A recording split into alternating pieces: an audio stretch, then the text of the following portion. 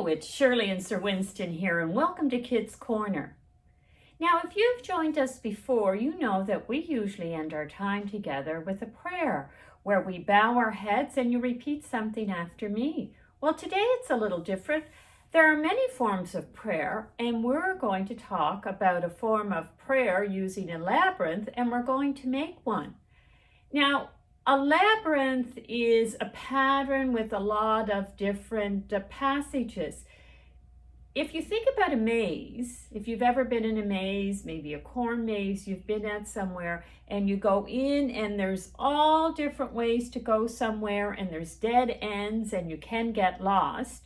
And I know I have. Mark and I were in England and we got terribly lost in a maze, and we were lucky because there was a person in the center who was up on a tower and could see, and you could yell out for help, and they would tell you which way to go. Now, a labyrinth is a little like a maze, but there are no dead ends. There's only one way to get somewhere. And labyrinths have appeared throughout history. Now, labyrinths have come back into use in the last, say, 20 years, and you may see them in floors of churches or outside in parks, and you may see people walking them.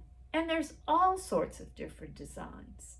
But today, I'm going to show you a simple design, which I'm going to draw out on a piece of paper, and then Sir Winston and I are going to go out and draw it with chalk on the driveway.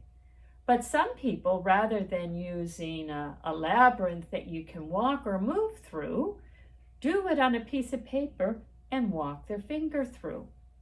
So let's start. And mine starts by a series of 9 dots.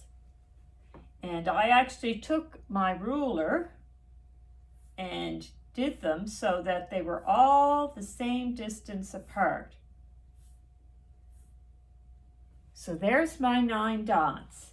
And then what you're going to do is you're going to draw a cross in the middle. So join all the dots in the middle. And then I'm going to make each step a different color so it's easier for you to see. So for the first one, I'm going to go to the one farthest away from me dot, and I'm going to go up in kind of a half circle and join it to the top of the cross. In fact, it kind of makes it look like an F. Then I'm going to go down to the next dot below that, and I'm going to go up around, and I'm going to join it to the dot on the top on the far side. Then I'm going to take my next color and I'm going to go to the dot on the bottom and go up around and more like 3/4 of a circle, and I'm going to come in and join it to this part of the cross. And for the last line, I'm going to come to the bottom of the cross, and I'm going to go up, around, and join to our last circle. So this gives us the entrance and the exit. And sometimes, some people, if they want to get really fancy, will draw like a heart in the center.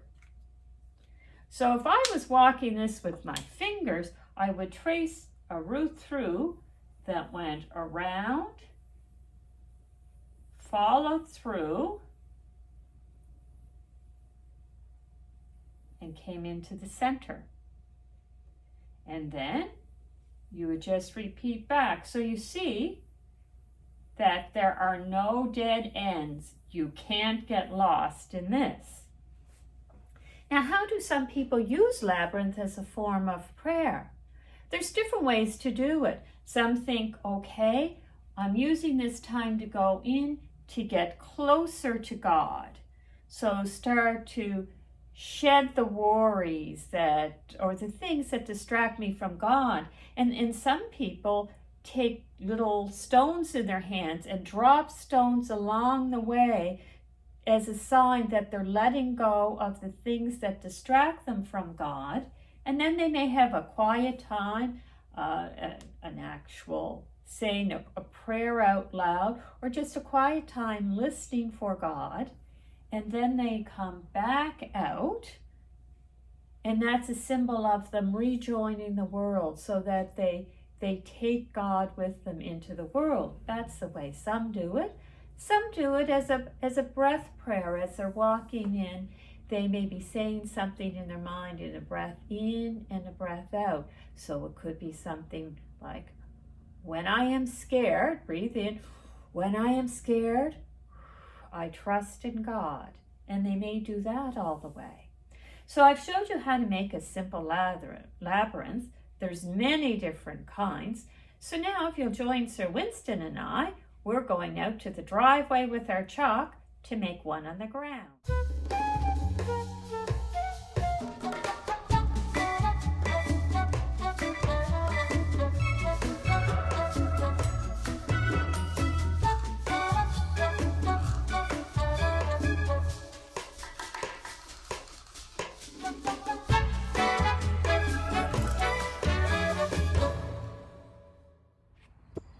Well, Sir Winston and I finished making our labyrinth. We had a few little whoopsies on the way, just kind of scuffed them out with our foot.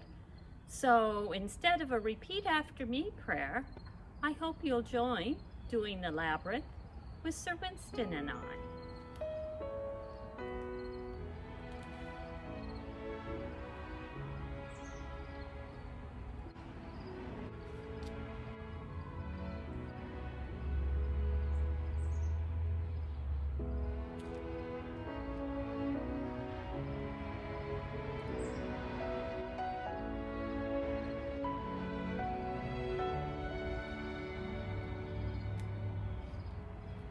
And we'll see you next time at Kids Corner.